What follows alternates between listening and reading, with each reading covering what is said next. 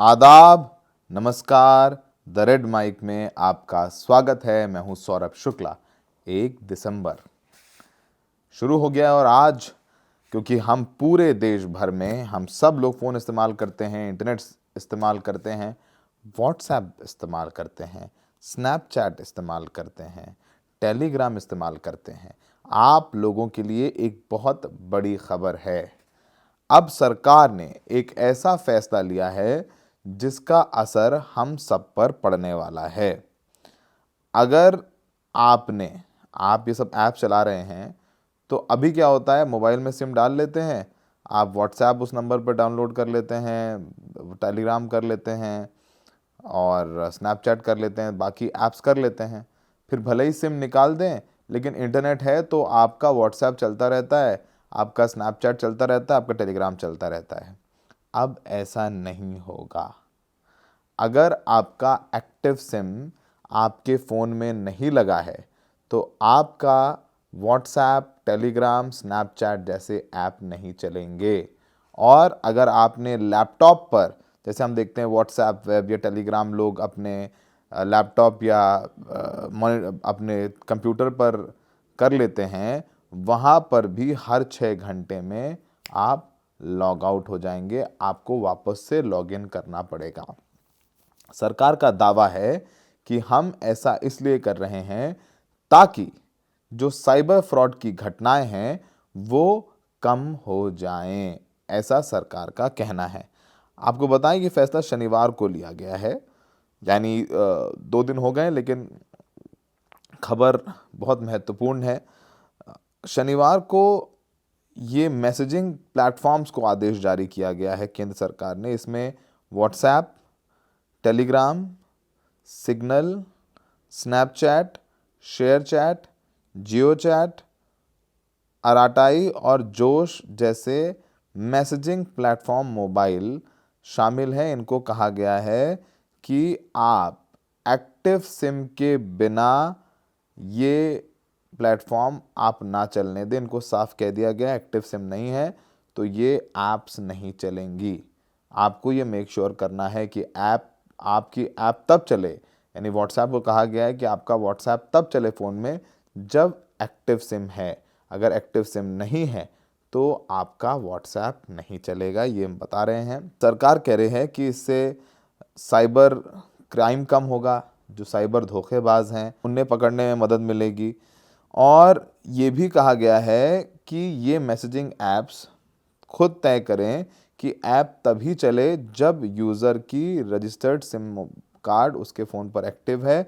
इतना ही नहीं, SIM binding के तहत अगर मोबाइल से सिम निकाल ली जाती है तो व्हाट्सएप और बाकी मैसेजिंग ऐप तुरंत बंद हो जाएंगे।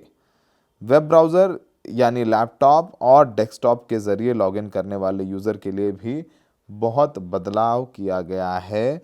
अब मैसेजिंग प्लेटफॉर्म को हर 6 घंटे में यूज़र को लॉग आउट करना होगा। इसके बाद QR कोड के ज़रिए ही लॉगिन हो सकेगा। ये उन लोगों के लिए है जो अपने दफ्तरों में काम करते हैं और व्हाट्सएप वेब के ज़रिए अपने फ़ोन से QR कोड के ज़रिए अपने लैपटॉप या मॉनिटर या डेस्कटॉप पर व्हाट्सएप या बाकी जो मैसेजिंग ऐप्स हैं वो चलाते हैं और उसका इस्तेमाल करते हैं। अब तमाम कुछ सवाल आपके जहन में आ रहे हैं, एक एक करके उन सवालों के जवाब देने की कोशिश करते हैं।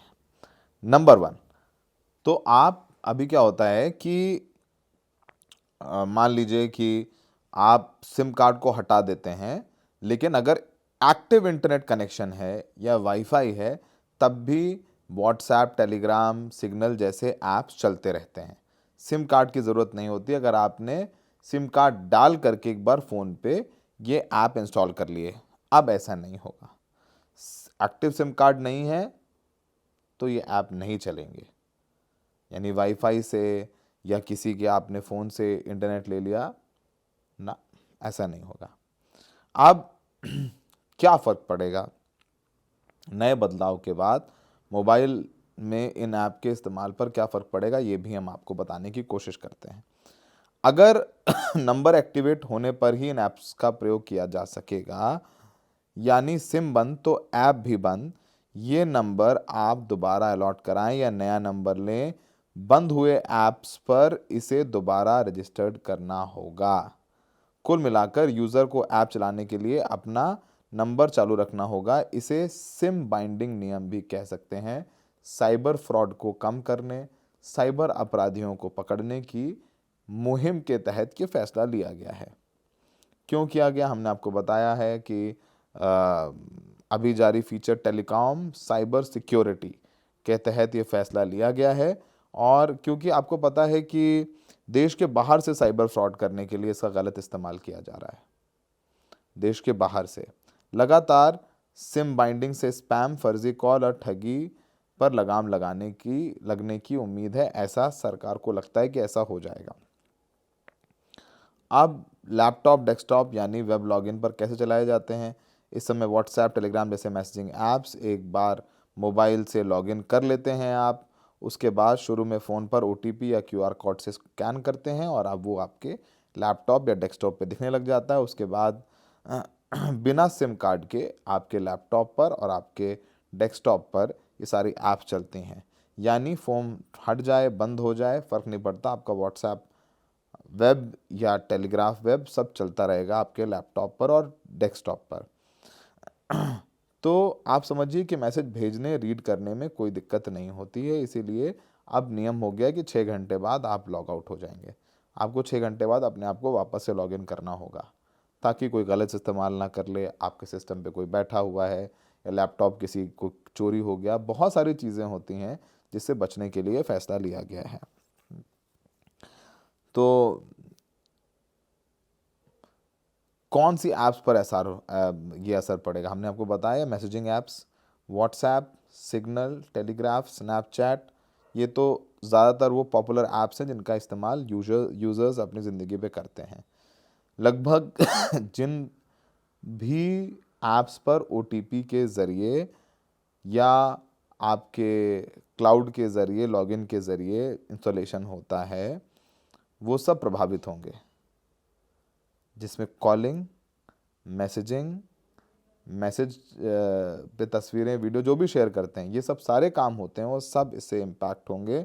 इसमें वो ऐप भी शामिल हैं जिनमें वेरिफिकेशन ज़रूरी है, जैसे signal, iMessage, true collar, OTP से link Facebook, Instagram, Google, Apple ID में नंबर बेस्ड रिकवरी और UPI ऐप भी शामिल हैं। मतलब कोई भी ऐप जो मोबाइल नंबर पर आधारित लॉगिन देता है वो इस नियम से प्रभावित होगा। यानी जिस ऐप पर भी आपका मोबाइल नंबर डालने पर इंस्टॉलेशन होता है वो सब इससे प्रभावित होने वाले हैं। कब से लागू किया जाएगा? कंपनियों को ये नियम लागू करने के लिए 90 दिन का वक्त दिया गया है, यानी 3 महीने का वक्त दिया गया है। दिसंबर, जनवरी और फरवरी, तो मान के चलिए कि 1 मार्च से ये नए नियम लागू होने की संभावनाएं हैं। और केंद्र सरकार ने ये भी कहा है कि ये हमारी तरफ से आदेश लागू कर दिया गया है। सभी ओवर द टॉप OTT संचार प्लेटफॉर्म्स को 90 दिन में सिम टू डिवाइस बाइंडिंग नियम मानना ही होगा। यानी लागू हो गया है, लेकिन 3 महीने का वक्त दिया गया है इसको इम्प्लीमेंट करने के लिए। इसको क्योंकि जाहिर सी बात है, टेलीकॉम कंपनियों को या जो जितने ये ऐप्स हैं उनके तमाम लोगों को थोड़ा वक्त चाहिए, अपना यूज़र फ्रेंडली तमाम इंटरफेस बनाने होंगे, कोडिंग करनी होगी, इसलिए 3 महीने का वक्त दे दिया है। अब ये नियम अगर इन कंपनियों ने नहीं माना तो कार्रवाई करनी होगी। कौन करेगा कार्रवाई? सरकार करेगी कार्रवाई। आपको बताएं कि आज इस आदेश के मुताबिक 120 दिन के भीतर इसको लेकर रिपोर्ट देनी होगी। नियमों का पालन ना करने पर टेली कम्युनिकेशन एक्ट 2023 के तहत टेलीकॉम साइबर सिक्योरिटी रूल्स और दूसरे लागू कानूनों के तहत कार्रवाई हो सकती है। ये भी कहा है भारत सरकार के टेलीकॉम डिपार्टमेंट ने। तो 100 बात की एक बात यह है कि अगर आप अपने फ़ोन हम अक्सर देखते हैं ना, कहते हैं लोग कि मोबाइल नंबर मेरा ये है लेकिन व्हाट्सएप नंबर ये है, तो अब वो आपका व्हाट्सएप नंबर नहीं चलेगा। जिस फ़ोन पर मोबाइल नंबर है उसी मोबाइल नंबर पर जो रजिस्टर्ड व्हाट्सएप है वही चलेगा। तो कहते नहीं कि लोग अब वो सिम यूज़ नहीं कर रहे हैं लेकिन हाँ उससे व्हाट्सएप यूज़ करते हैं, वो सब कुछ नहीं चलेगा। तो ये नियम बहुत बदल गए हैं।